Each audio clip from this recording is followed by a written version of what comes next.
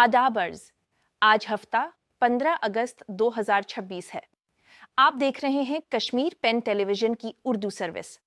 सबसे पहले Kashmir pen television की जानिब से आप सबको 80वें यौम आज़ादी की दिली मुबारकबाद। आइए नजर डालते हैं आज की अहम खबरों पर।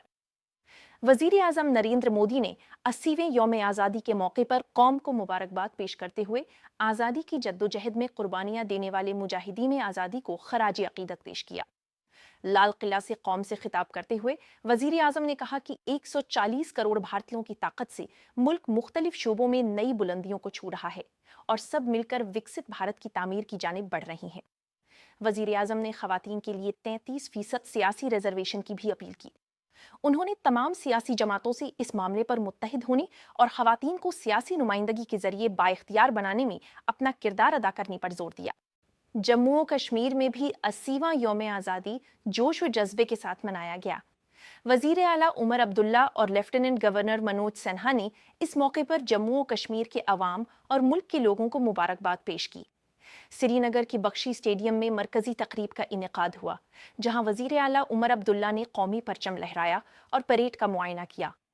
अपने खिताब में उमर अब्दुल्ला ने जम्मू और कश्मीर की रियासती हैसियत बहाल करने पर जोर देते हुए कहा कि वफाकियत को मजबूत किया जाना चाहिए और जम्मू और कश्मीर को रियासतों की इख्तियारात की बहाली की कोशिशों में नुक्ता आगाज बनना चाहिए।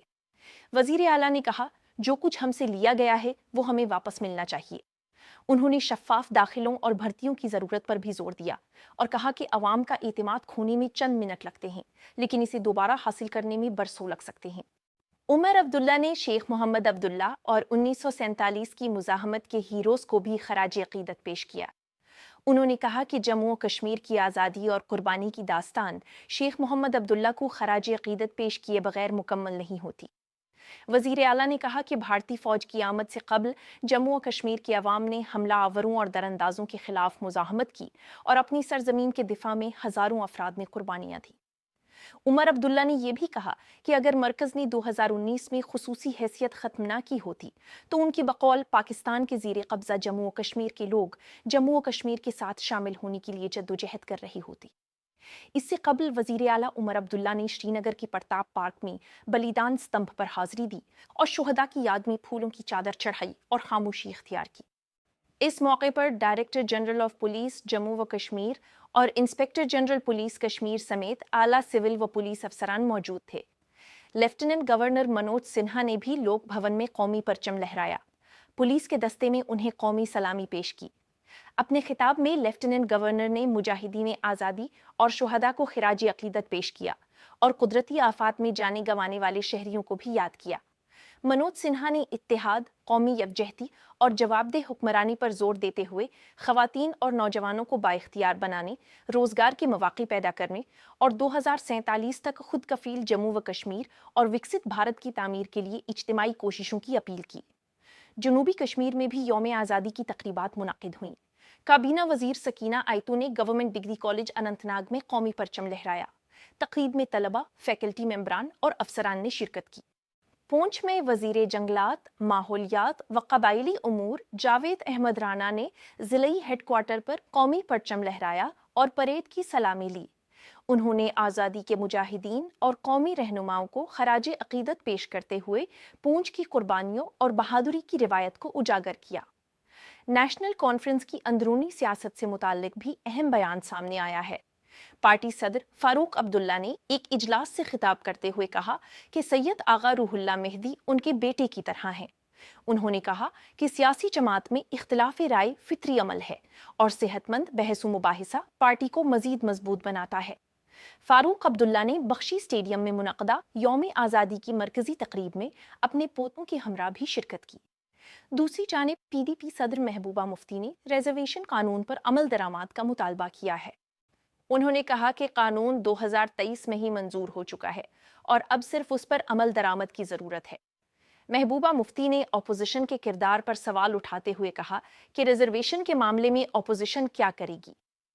उधर जम्मू और कश्मीर असेंबली में कायदे हिज़्ब इख्तिलाफ सुनील शर्मा ने वज़ीर आला उमर अब्दुल्ला पर यौम आज़ादी के प्लेटफॉर्म को सियासी मकासद के लिए इस्तेमाल करने का इल्ज़ाम आयद किया। انہوں نے کہا کہ قومی دن کا پلیٹ فارم سیاست سے بالاتر ہونا چاہیے اور اسے ترنگے کی عزت، ملک کی تاریخ اور قربانیاں دینے والوں کو خراج عقیدت پیش کرنے کے لیے مخصوص رہنا چاہیے۔ جموں و کشمیر انتظامیہ نے chief ministers award for honesty, integrity and meritorious public service 2026 کا اعلان بھی کیا ہے۔ یہ ایوارڈ 5 افسران کو دیا گیا ہے، جن میں director archives, archaeology and museums Kuldeep Krishan Sidha, additional resident commissioner Anil Sharma, G A D کے additional secretary Amit Varmani, university of Kashmir کے رجسٹرار پروفیسر نصیر اقبال اور جل شکتی محکمہ کے سپرنٹینڈنگ انجینئر سمیع اللہ بیگ شامل ہیں۔ ہر ایوارڈ یافتہ کو 51,000 روپے نقد اور تعریفی سند دی جائے گی۔ یونیورسٹی آف کشمیر نے پروفیسر نصیر اقبال کو اس اعزاز پر مبارکباد پیش کی ہے۔ معروف شخصیت سید شکیل شان کو بھی بہترین کارکردگی اور نمایاں خدمات کے اعتراف میں پریسٹیجیس ایوارڈ آف ایکسلنس سے نوازا گیا ہے۔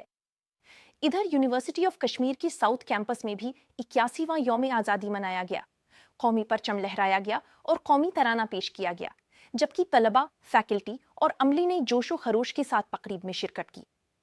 جموں و Kashmir academy of art, culture and languages کے لال منڈی کیمپس میں سیکرٹری ہروندر کور نے قومی پرچم لہرایا۔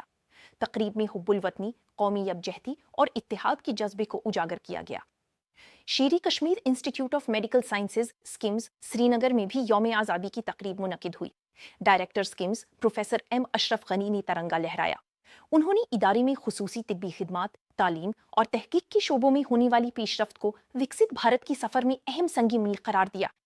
تقریب میں مارچ پاسٹ اور رنگا رنگ ثقافتی پروگرام بھی پیش کیا گیا۔ ضلع بڈگاؤں میں بھی یوم آزادی جوش و خروش سے منایا گیا۔